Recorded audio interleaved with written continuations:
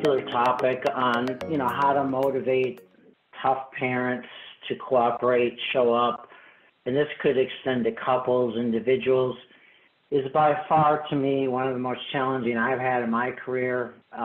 Early on in my career, I had a real trouble getting parents to show up to my first meeting or caregiver. And if you're like me, if they did show up, they would oftentimes say, hey, I'm only here so you can fix my child. And so not only did I have a grumpy parent on my hand, but how could I get them to get inspired? How could I get them to want to participate in treatment? Because as I saw over and over again, if I was able to help the child, but the family remained unchanged, the relapse rate would just go through the roof. So I had to go back to the drawing board and see if there was a better way, what I might have been missing along with my colleagues. And so today's webinar represents years and years of work and tool you're going to be able to use the next day, I feel, and you're going to get immediate results with this particular tool on the motivational phone call. So with that, let me go ahead and share my screen with you. So again, this is the topic, how to motivate even our toughest parents. So in this webinar, to summarize what you're going to walk away with, is I'm going to show you really two strategies from this technique. It's called a soft startup, how to create one with your parents even before the therapy officially begins. And this doesn't have to be a therapy session. If you're a case manager, this could be your case management meeting. If you are a probation officer, this is trying to get the parents to come to your meeting. If you're a school teacher, you're going to be able to use this. And then I'm going to show you the motivational phone script that you actually use.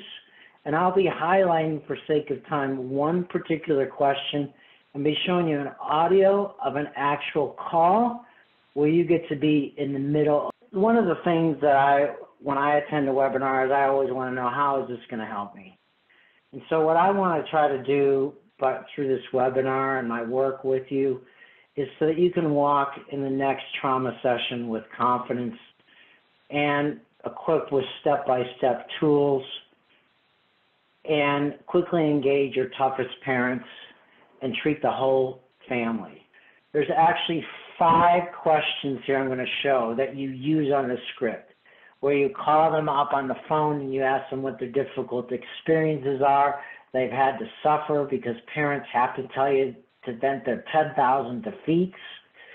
But here's the question that shifts the call from problem-saturated talk to hope talk.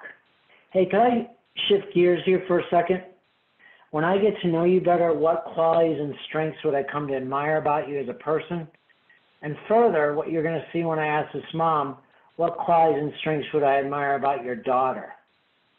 So after that question, then I get into question 3. What do you think will happen if these problems remain unfixed?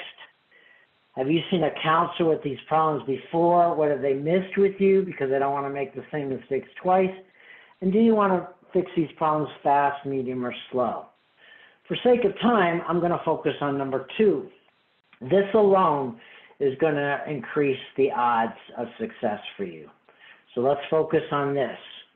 Now, when I ask it, I might ask it about the parent. I might ask the parent to tell me about their child.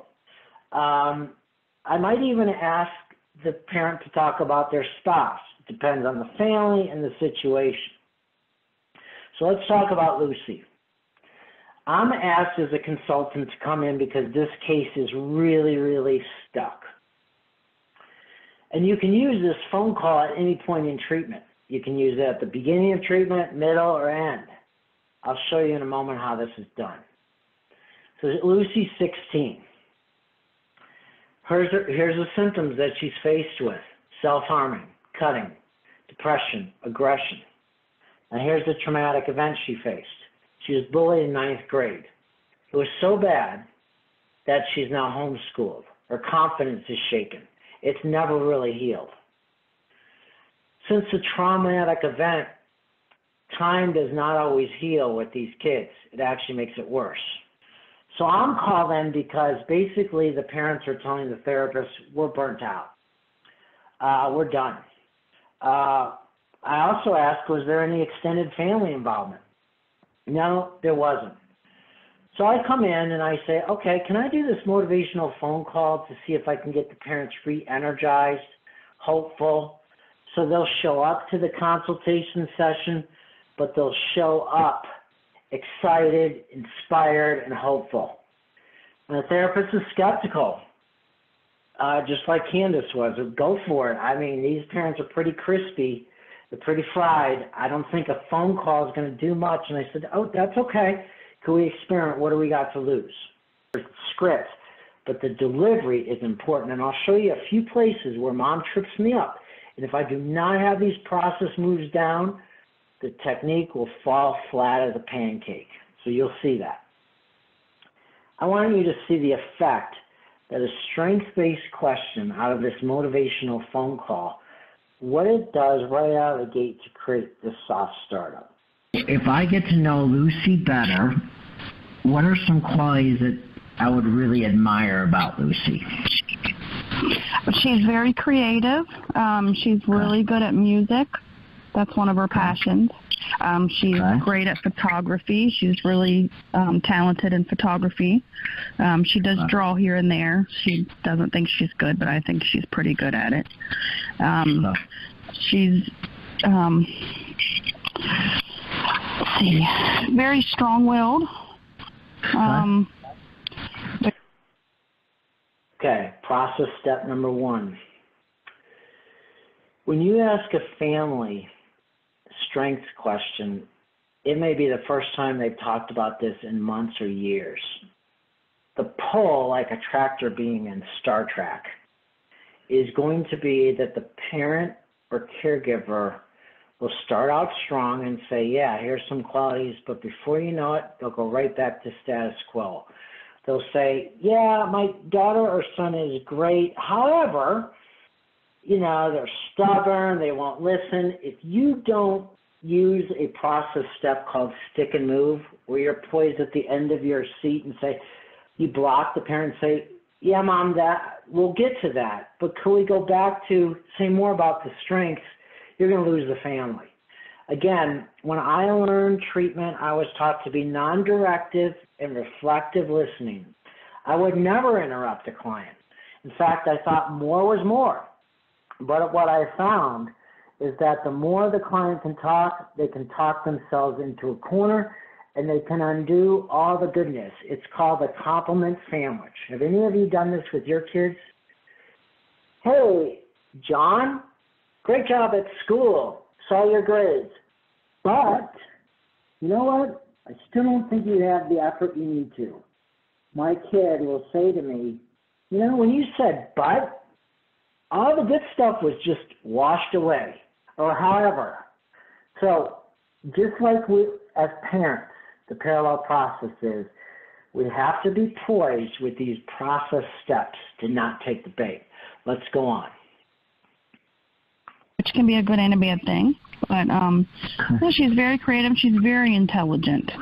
She has a lot of potential.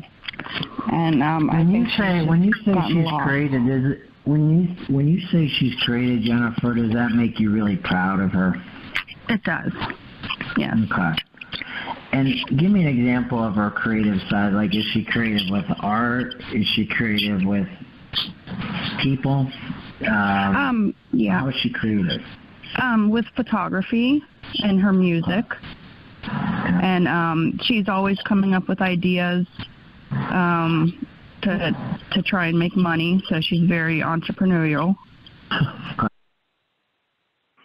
Okay, so the second process step is fan the flames of hope talk or utilization.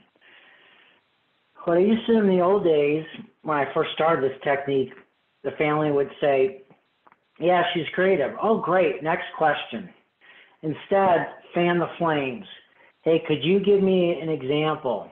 When you say you're proud of her, what do you mean? Now Lucy is hearing this, and then what you don't hear on the audio tape is then I asked Lucy to return the favor and say the strengths that she admires about her mom. And then the dad is on the phone, and I asked him to say to the dad, what are the strengths about what you admire about your wife? By the time we are done with the call, which lasts about 15 to 20 minutes, this family is not only ready to come in, they are curious. The mom says to me later when I ask her, what was most helpful about this call? She said, I started to feel hope. I started talking about hope. I started seeing my daughter differently. And then Lucy chimes in and says, I didn't know Mom still cared about me. I thought she was basically just wrote me off. So this is what's called a soft startup.